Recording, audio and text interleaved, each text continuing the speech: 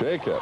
And we go live, right? We go live to Sussex, England by satellite this morning to Sussex Recording Studios and Paul and Linda McCartney. Good afternoon, good morning, whatever.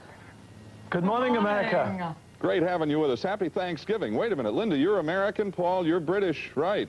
Are you celebrating Thanksgiving, you guys? We are indeed. We are. Well, how are you celebrating? You gonna with a turkey or what? Yeah, we're actually vegetarians, so we've got a macaroni turkey, would you believe? I don't know, should I? Yeah. Yes, you should believe that one, David. We shall. Paul, do you get tired of hearing Yesterday or singing it? No. He said, lying through his teeth. Ah. No, I don't actually. I like it, but I do hear it quite a lot. Who are you? I don't really get time. Who were you writing about? When you said why she had to go, I don't know, she wouldn't say. Were you writing about Linda? The Queen, wasn't No, your wife. Watch it. You clever, quick devil, you. Oh, why you do Linda, you met, I mean, there you were in your early 20s when you met Paul, right? Mm-hmm. And what was your first impression of Paul? Was he your favorite? Did you find him, as we said earlier, kind of... Yeah. My favorite of what? No, he wasn't my favorite. He wasn't? Who was? No, he soon became my favorite, mind you. She liked John better. Joan London. John. Sorry about that. Oh, she did like John better? Jan. Yeah? So, I mean, what taste? You know what I mean, shows Dave? it, doesn't it? Well, it's not easy, is it, Paul? No accounting for taste, you know, these women. Well, I mean, what can you do, Dave? Paul, what did you do to win her over? Oh, that's a long story.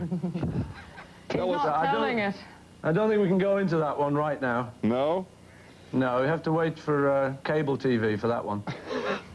Do you get any, Linda, did you ever get any nasty letters from other women? I mean, it was a fantasy for millions of young girls in the 60s. I mean, Paul was, even to talk with him or meet him or touch him, much less to marry him. Was there any fantasy in it for you as a girl of your early 20s at the time? No, not really. No, I don't get that many letters either. A few nice ones here and there. That's nice. Yeah. Paul, we talked about a generation gap back at the time when you all were mesmerizing teenagers as the Beatles at the time. And your style as the Beatles, the long hair and so forth, kind of symbolized the generation gap. You're a father now, certainly you have several children, you have a daughter 18. And, you know, we're in another age now, sort of. Do you feel any generation gap now? Is there any between you and your children? And if so, what is it? Yeah, I think it's inevitable that there's a little bit of one. When I was a lot younger, I used to think that when I grew up and if I ever got to be a parent, that I would be much more understanding than my parents were. But then you get to be that parent, and you say you're a parent of a teenager. And I find myself being like my parents were, and I wish I was a lot more liberal and stuff. But for instance, when you're the father of a teenage girl, I know what I was like when I was a teenage boy, so I try and warn her about that kind of stuff, you know, so... What were you like, Paul? Oh, terrible. Oh, you were? Shocking. Shocking. What values do you try to, both of you, and Linda first, what kind of values do you try to teach your children now, and different from perhaps your values maybe of the 60s? I just try and get them to be normal, just regular people, try and understand people, because there's a lot of tension going on in the world now. To be calm, really, you know, not take anything too seriously. That's my thing. How difficult is it, Paul, you have made such enormous amounts of money, how do you, and I know you like your privacy and you try to maintain some kind of a, quote, normal life for your children, how do you do that? I mean, how do you maintain a normal life? Yeah, I don't know, really. We somehow managed to do it. Obviously, like, it's not as normal as it would have been if I was still living in Liverpool and it was 20 years ago or something, but for the kind of position that we're in, actually our kids go to normal schools, they don't go to sort of private schools, so that's one way. We don't do things in a very fancy way. For instance, we haven't got a nanny and things like that. Linda looks after the kids herself.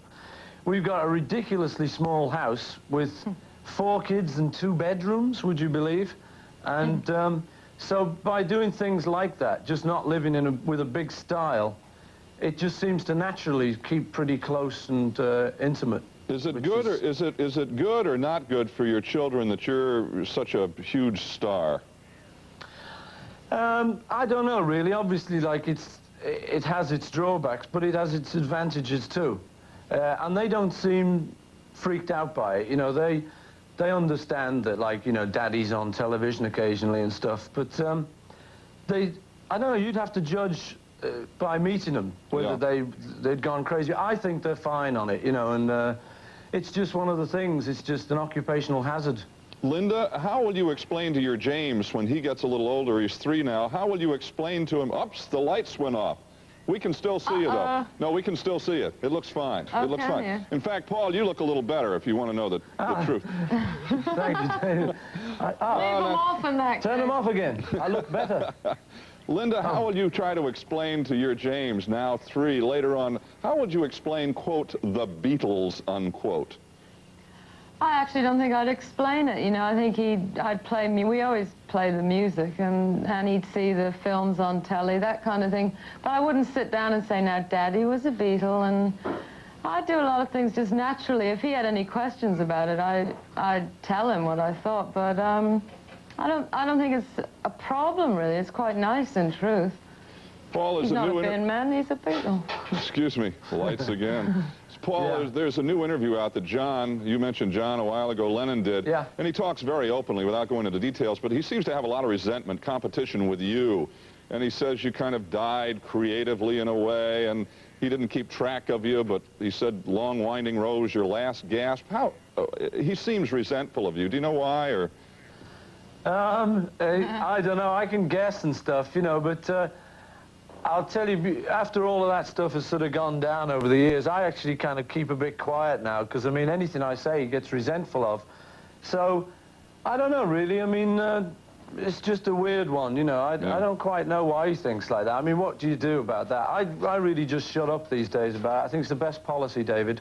And you go ahead and keep writing wonderful music and taking care of your family. Yeah, well, listen, I mean, I'm enjoying myself. You know, I'm having a good time, and I don't think I've had my last gasp. So, you know, I mean... You sure don't look it. Linda, thank you. Happy Thanksgiving to you all, and to Paul. Same to you. Have a good one. Thanks so much. Hey, listen, if I come over there, can we spend a little more time together than this short talk we've just had? Definitely, and if we come to Scarsdale, we'll see you. Thank you all. Take care. Bye, Dave. Bye-bye. Bye. Happy day. Thanks. 4 minutes up.